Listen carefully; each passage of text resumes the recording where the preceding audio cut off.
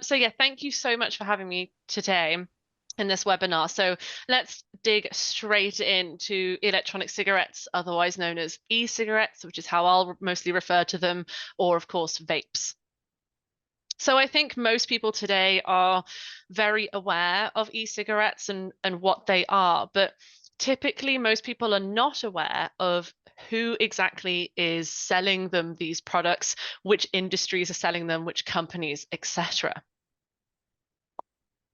And so let's start by looking at the market as a whole. So e-cigarettes are a big business, around $20 billion worth of business worldwide. And it's important when looking at this market that you understand there are two main major players. The first is vaping companies, which I'll refer to as the vaping industry. These are relatively new companies that have come about on the dawn of the modern e-cigarette and typically only sell e-cigarette related products. But then you've also got the tobacco companies, which I've highlighted on screen, who are involved in the e-cigarette market.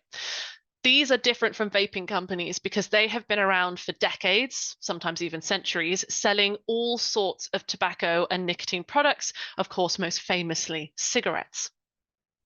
And since the dawn of the latest e-cigarette from the last 20 years or so, the market has largely been dominated by the vaping companies. But increasingly, we are seeing, especially as e-cigarettes become more profitable, that the market is now becoming dominated and controlled and influenced by tobacco companies. And why is that important? Well, I think it's important you understand who these companies are. So when it comes to tobacco, we often refer to big tobacco, or rather these 6 companies shown on screen. And these are the 6 biggest transnational tobacco companies in the world. Transnational meaning they operate in more than one country. And I will wager that you probably haven't heard of any of them, but you might recognize their products. Tobacco companies are responsible for having developed and sold a whole variety of different tobacco and nicotine products, as I mentioned, most famously, of course, cigarettes. And some of the brands I've got on screen here are ones that are particularly popular in the UK. And it is these products that have created what we now have today, the smoking or cigarette epidemic, because of how harmful and addictive these tobacco products are. But as I mentioned, these companies are pretty smart. When they saw how popular e-cigarettes were becoming and how many people were using them worldwide, they quickly saw an opportunity to make more money and started to market their own, whether they buy up an independent company to take over a brand or have developed their own brands. And now the same people that are selling you cigarettes are trying to now sell you e-cigarettes. And the tobacco industry is particularly important because it has quite a dark past. It has lied about the harms of its products, denying that cigarettes cause cancer and denying that nicotine is addictive, things that we know are fact today. And this is important because the tobacco industry has now essentially a bad reputation and is not very well trusted by the general public. As a result of that, what we're seeing at the moment is vaping companies will try to claim that they are entirely separate and have nothing to do with tobacco companies. They'll even say that they are nothing like tobacco companies. But in reality, as I said before, more and more of that e-cigarette market is being controlled by the tobacco industry. Even seemingly independent vaping companies like Juul, for example, are partly owned by tobacco companies. And then even the companies that are entirely separate from the tobacco industry are now starting to use the exact same tactics, basically pulling from the exact same playbook that the tobacco industry has set a precedent on over the last few decades. And so it's really important that you understand that the tobacco and vaping industries are truly intertwined when it comes to e-cigarettes. And that's particularly important because amongst youth like yourselves, young people who believe that the e-cigarette industry is separate to the tobacco industry are more likely to vape. So now you understand that we have the tobacco and vaping industry. Let's have a little look at what they are up to. Both of these types of companies will use a variety of tactics to sell e-cigarettes, particularly to young people. Let's start with the most obvious, and that is, of course, marketing. So all tobacco and vaping companies say, we do not market to children and youth.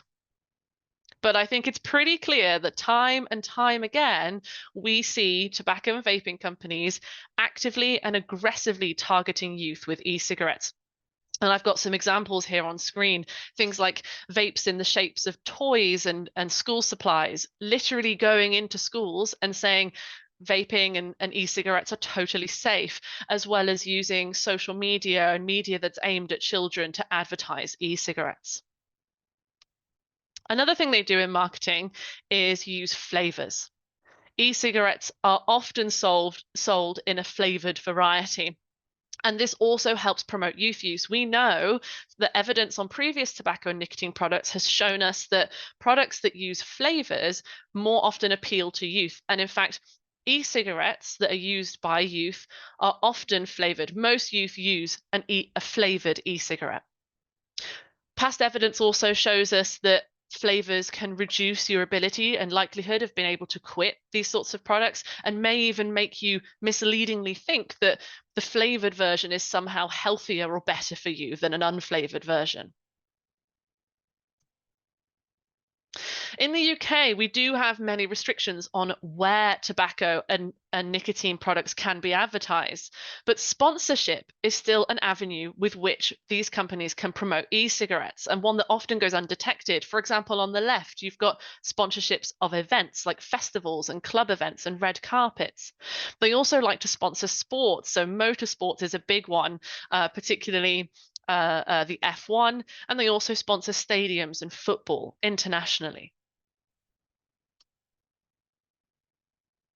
And the last marketing tactic I'd like to cover is that the tobacco and vaping companies will use a variety of claims to try and make their products sound more appealing. Some of these claims are even potentially misleading. So health claims is a big one. They'll say our e-cigarette is less harmful or a better alternative to cigarettes.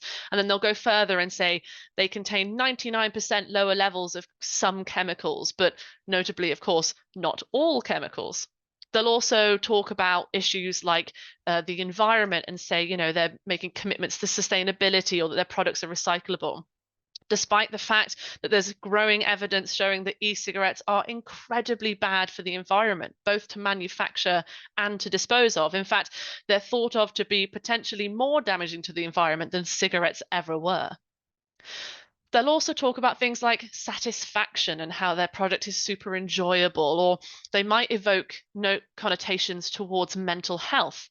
Again, despite evidence that youth who are using e-cigarettes are at an increased risk of adverse mental health effects, things like an increased risk of feeling anxious or depressed or thinking about suicide.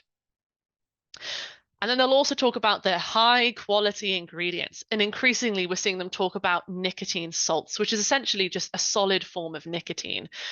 But again, this doesn't necessarily mean quality. In fact, nicotine salts in particular have been, talked about in a concerning way because they could be more addictive, because they actually allow you to consume higher levels of nicotine with less irritation.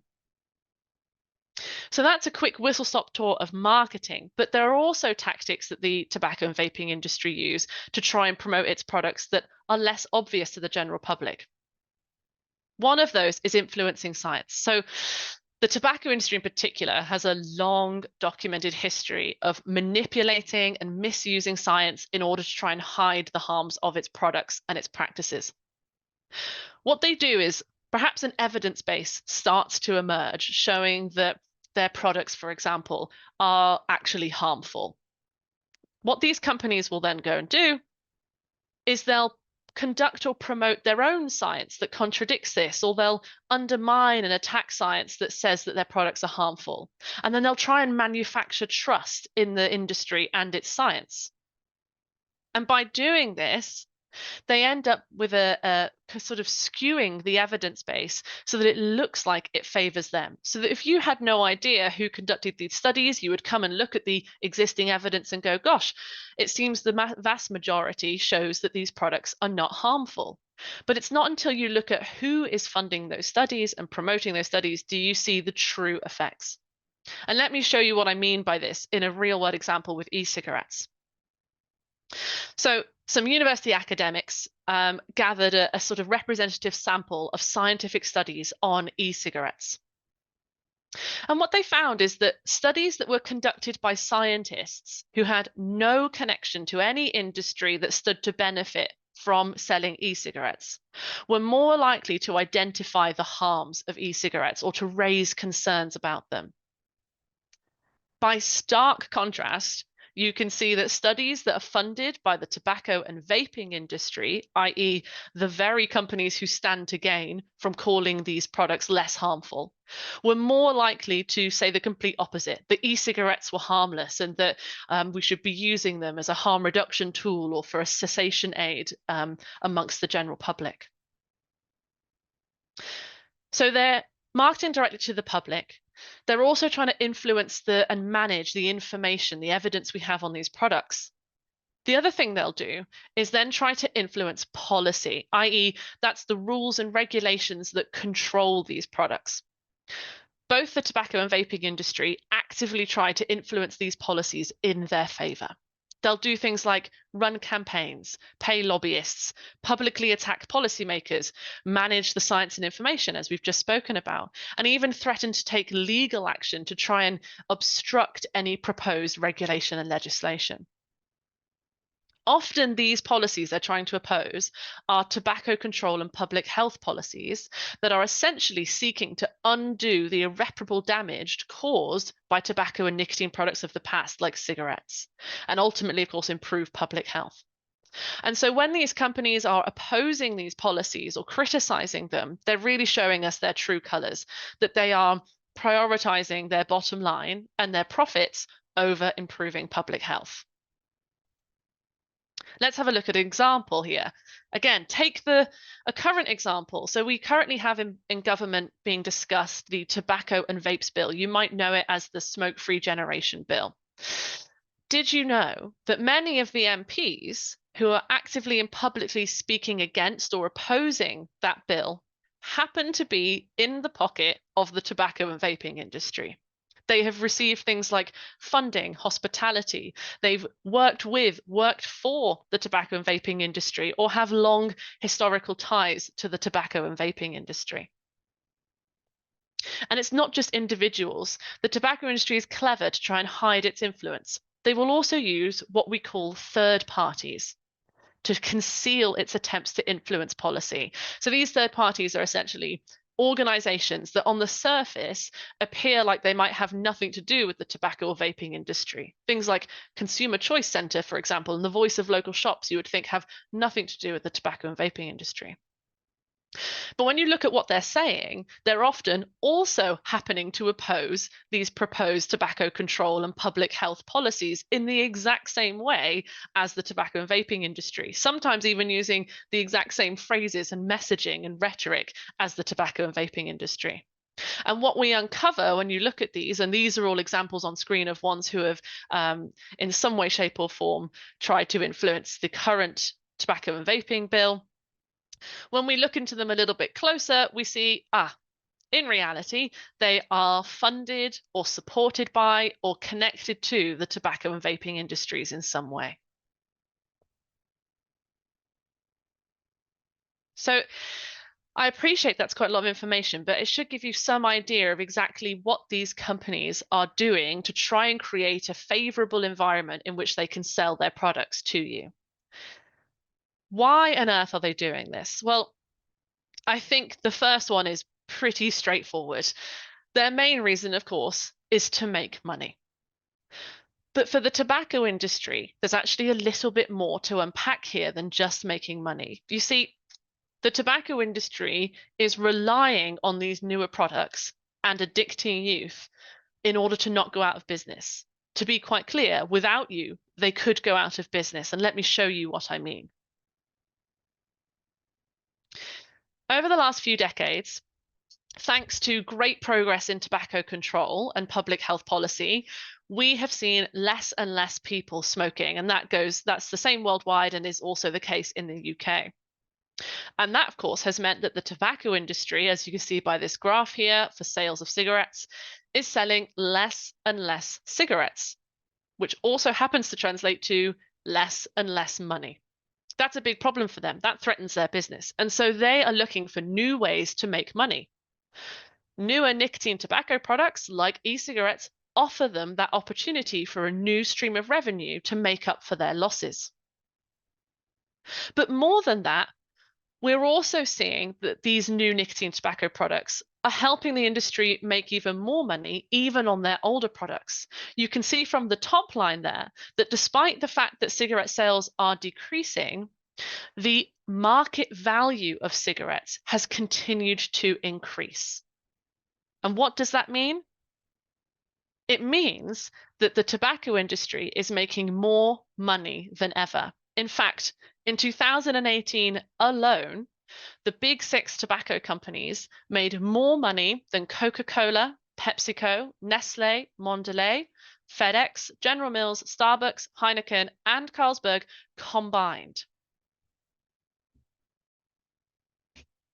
Now, tobacco and vaping companies will famously claim that e-cigarettes are only for adult smokers looking to quit. But if that was the case, they would very soon run out of consumers, probably within a generation. That decline in sales of cigarettes would continue, and they would run out of people to sell e-cigarettes to. And therefore, the only way they could survive is by addicting youth. And if you don't believe me, take their word for it. On screen are quotes taken directly from tobacco companies talking about how they recognize the only way that their businesses will survive is by addicting a new generation. And that's exactly what's happening. E-cigarettes are helping the industry addict a new generation to nicotine in order to replace its current consumers who are dying off from smoking. And because their products are addictive, they know they've got consumers for life.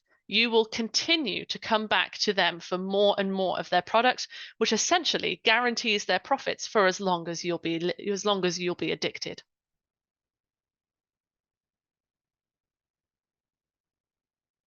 You might say, okay, but what's the problem? The tobacco industry is trying to change. It's trying to move away from cigarettes and start selling e-cigarettes. In fact, I hear people say to me all the time, surely the more money they make off of newer products like e-cigarettes, the less incentivized they are to keep selling these harmful, addictive, dangerous cigarettes. But that simply isn't the case. In fact, it's quite the opposite. The tobacco industry is not selling less cigarettes than ever. It's making more money than ever on cigarettes. And on top of that, I invite you to think of a slightly different logic. If e-cigarettes are actually an alternative to smoking and actually pitched as a solution to smoking, surely they're incentivized to sell more of the problem, that's cigarettes. Because how could you ever make money off of a possible solution if you're not first selling the problem? And so now we are seeing these tobacco companies selling a whole multitude of products. In fact, they're in essence making a monopoly on addiction and harm, offering you a menu of products to choose from. Oh, you don't like our traditional cigarette products? Here, try a new product, our e-cigarettes, our nicotine pouches, our heated tobacco.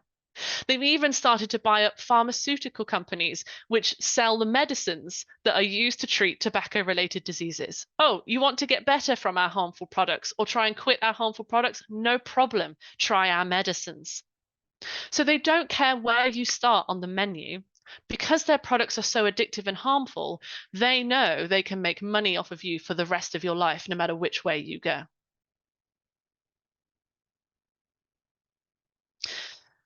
And so the truth of it is, we may not know the complete list of long-term health effects of e-cigarettes and the harms of e-cigarettes for many decades. In fact, likely not until people who are young people like yourselves who have never smoked and might use an e-cigarette eventually grow old and start presenting with diseases and health problems. And so really, don't be a guinea pig. Don't be a lab rat for the tobacco and vaping companies to test its new products on. Don't line the pockets of companies that, as we've seen, actively try to hurt public health and the environment. And don't fall for the industry's tactics I've shown you today that they're trying to use to sell you an addictive product that can only do you harm. Thank you so much for listening. If you want to find out a little bit more about the tobacco industry, its products, and its tactics, take a look at the Tobacco Tactics and Tobacco Control Research Group's website, and you can also follow us on our socials.